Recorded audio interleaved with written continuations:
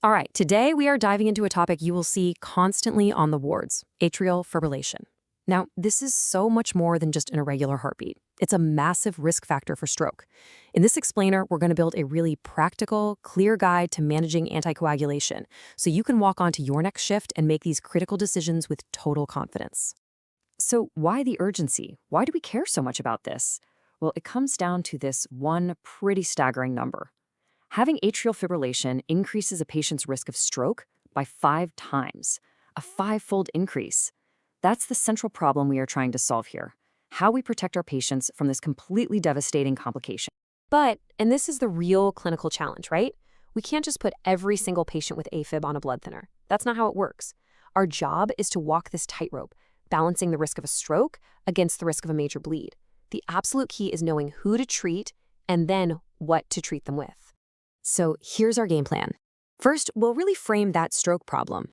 Then we'll get super practical with how to calculate risk and pick the right drug. We're also going to navigate some of those tricky special cases you're bound to run into. And finally, we'll wrap it all up with the essential takeaways you can start using immediately. Okay, let's kick things off with the stroke problem.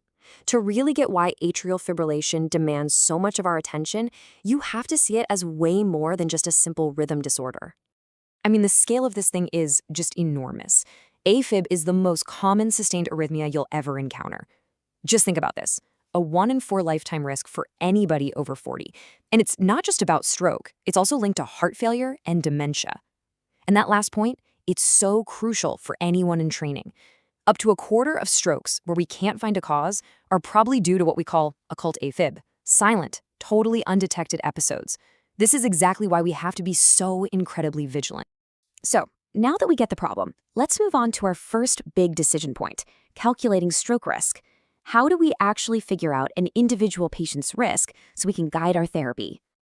This really is the central question, isn't it? With so many patients walking around with AFib, how do we systematically figure out who genuinely needs the protection of an anticoagulant? The answer is our workhorse tool, the CHDS2VSCVS score. I know, it's a mouthful, but it's your best friend here. It's basically a checklist that lets us systematically add up risk. So let's break it down. We give 1 point each for some key conditions: congestive heart failure, hypertension, diabetes, and any kind of prior vascular disease. Now, age is a huge player. You get 1 point for being 65 to 74, but that jumps to 2 points for age 75 or older. A prior stroke or TIA, that's a major red flag, so it gets 2 points. And finally, female sex adds 1 point. You just tally up the points and you've got your score. Simple as that. Okay, so what do we do with that score? How does it actually translate into clinical action? Well, the guidelines are super clear. We recommend starting oral anticoagulation for men with a score of 2 or more and for women with a score of 3 or more. It's a clean, evidence-based line in the sand. So, we've decided our patient needs treatment. Now what? What are our options? Let's take a look at the modern therapeutic toolkit, which thankfully gives us way more choices than we used to have. This is a fantastic side-by-side. You've got warfarin on one side. That's the old guard. It works, but it needs constant monitoring with INR checks and has a ton of interactions. And on the other side, we have the new standard of care, the direct oral anticoagulants, or DOX. These guys work differently, more directly, which gives them a much more predictable effect. That means no routine monitoring, fewer interactions, and a shorter half-life. And here's the kicker. They have a lower risk of intracranial bleeding, the one complication we all fear the most.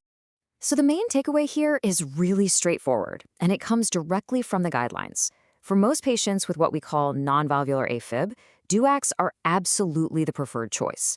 This has been a major shift in practice over the last decade, and it's the modern standard you should be using.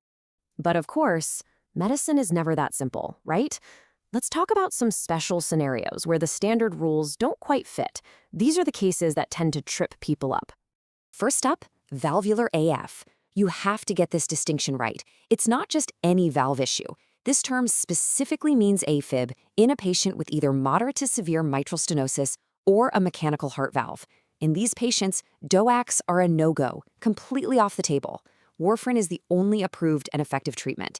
This is a massive safety point you cannot afford to miss.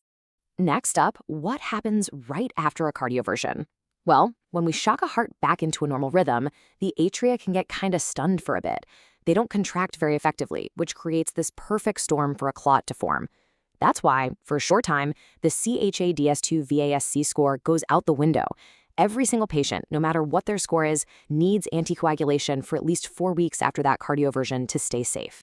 And finally, here's a really complex but pretty common situation. You have a patient with AFib who just had a heart attack and got a stent. So now they need an anticoagulant for the AFib and antiplatelet drugs for the stent. The old way, triple therapy, with an anticoagulant and 2 antiplatelets, caused way too much bleeding. So the modern strategy is now double therapy, just a DOAC plus a single antiplatelet. It gives you a much better balance of protection and safety. Okay, let's bring it all home with the essential takeaways. Think of these as your core principles for safe and effective practice that you can put to use literally tomorrow. Here's a quick mental checklist you can run through every time. 1. AFib means a 5-fold increased stroke risk. Lock that in. 2. Use the CHADS2VSC score for every patient with non-valvular AFib. No exceptions. 3. Treat men at a score of 2 or more and women at 3 or more. 4. Reach for a DOAC over warfarin for most of your patients. 5. Do not forget the big exception. Warfarin is mandatory for valvular AFib. And 6. Everybody gets at least 4 weeks of anticoagulation after a cardioversion. If you can keep these points straight, you are going to be in great shape. And that brings us to one last thought, which is really about the future. You know, with smartwatches and all these wearables, we're picking up more and more of these brief asymptomatic episodes of AFib than ever. This subclinical AFib is a whole new frontier.